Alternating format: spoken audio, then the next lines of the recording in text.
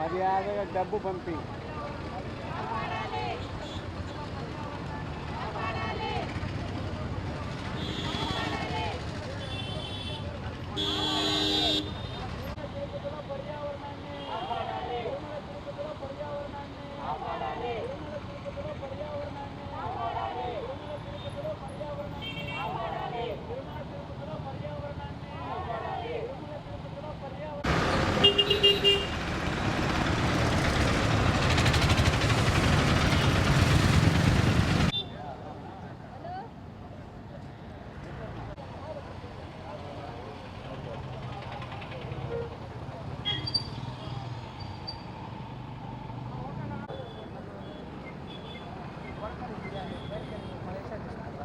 లేదు 10 రూపాయలు దాంట్లో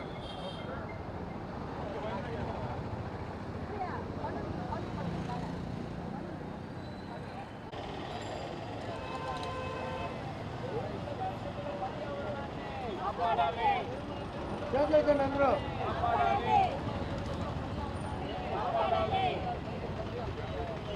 చిన్న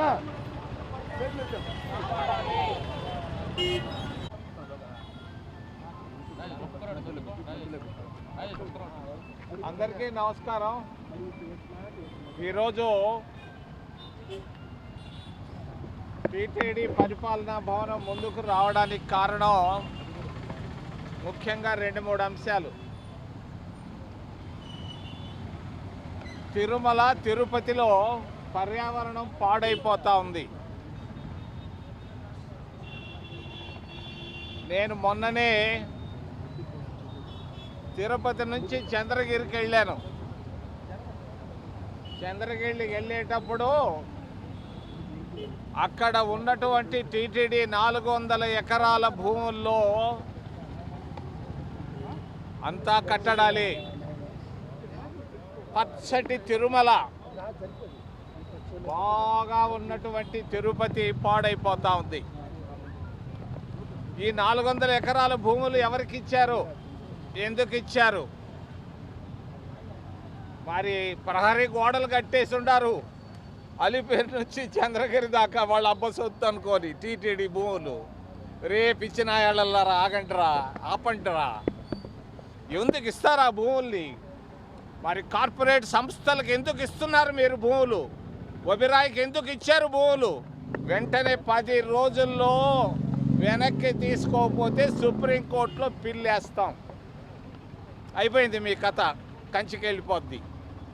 10 రోజులు, ఈ రోజు నుంచి 10 రోజుల్లో మీరు కార్పొరేట్లకు ఇచ్చినటువంటి భూములు, ఒబెరాయ్ సంస్థకు ఇతరులకు ఇచ్చిన భూములను వెంటనే వెనక్కి తీసుకోవాలని ఈవో అనిల్ కుమార్ సింగ్కి తెలియజేస్తున్నాను. మరి రెండో విషయం, బంగారు నిల్వలు అడిగాను. ఎంత రికార్డుల్లో ఉంది, ఇప్పుడు ఎంత యాక్చువల్గా ఉంది? ఖచ్చితంగా లెక్కలు వారం లోపల చెప్పంటే మౌనంగా ఉన్నారు పాపం. ఏమి లెక్కల్లో ఏమన్నా పొరపాట్లు ఉన్నాయా? మీరేమన్నా తప్పులు చేశారా? పారదర్శకత అవసరం. ఇది గొప్ప ధార్మిక సంస్థ. భూములు, బంగారు ఎంత లెక్కల్లో ఉంది, ఇప్పుడు ఎంత ఉంది, మాకు విశదంగా తెలియజేయండి. మళ్ళా ఇంకొక 10 రోజులు ఇస్తున్నా, వారం కాదు 10 రోజులు ఇస్తున్నా. మరి మూడో విషయం, దర్శనాలు. అరే బాబు, స్థానికులను కాదని మీరు ఊరికిచ్చారు దర్శనాలు. లాటరీ టికెట్లు పెడతారా? కొండ పోసిపోయింది. నేను పోయి వచ్చాను, చూశాను. జనాలే లేరు అక్కడ. ఎక్కడున్నారు జనాలంటే విమానాశ్రయంలో ఉన్నారు. కార్పొరేట్లు చార్టర్డ్ ఫ్లైట్లలో వందల సంఖ్యలో వచ్చారు. వాళ్ళకే మీరు దర్శనాలు ఇచ్చేది? స్థానికులకు ఎందుకు ఇవ్వలేదు? ముక్కోటి రోజు నేను అడుగుతున్నా. ఏం చేస్తున్నారు మీరు? ఏంది ధార్మిక సంస్థ? జాగ్రత్త జాగ్రత్త జాగ్రత్త. మూడో విషయం, చివరి విషయం, మైక్రోసాఫ్ట్. నిరుద్యోగులు మన రాయలసీమ జిల్లాల్లో, మన కడపకి, అనంతపురం మొత్తం పోయి వచ్చాను. అందరూ కన్నీటితో ఉన్నారు. ఈ నిరుద్యోగుల సమస్యకు పరిష్కారం ఒకటి. దాదాపు 7 ముఖ్యమంత్రులు 40 సంవత్సరాలు రాయలసీమ జిల్లాల్లో వచ్చారు. వాళ్ళు చేసింది 0. చంద్రబాబు నాయుడుకి తెలియజేస్తున్నా, వెంటనే సత్యనాదెళ్ళ తిరుపతిలో తిరిగేవాడు, ఒక ఐఏఎస్ ఆఫీసర్ కొడుకు. మరి ఆయనతో వెంటనే మాట్లాడు. ఈరోజే మాట్లాడు. నేను మాట్లాడుతూ ఉన్నాను ఆయనతో. నువ్వు వెంటనే మాట్లాడి మైక్రోసాఫ్ట్ లక్షల కోట్ల రూపాయలు గుజరాత్ పోకుండా రాయలసీమలో, ఆంధ్రప్రదేశ్ రాష్ట్రంలో పెట్టుబడులు పెట్టేటట్టుగా ప్రయత్నం చేయని చంద్రబాబు నాయుడుకు తెలియజేస్తూ, నీ పని నువ్వు చేయి, నా పని నేను చేస్తా. ఖచ్చితంగా నిధులు వస్తాయి.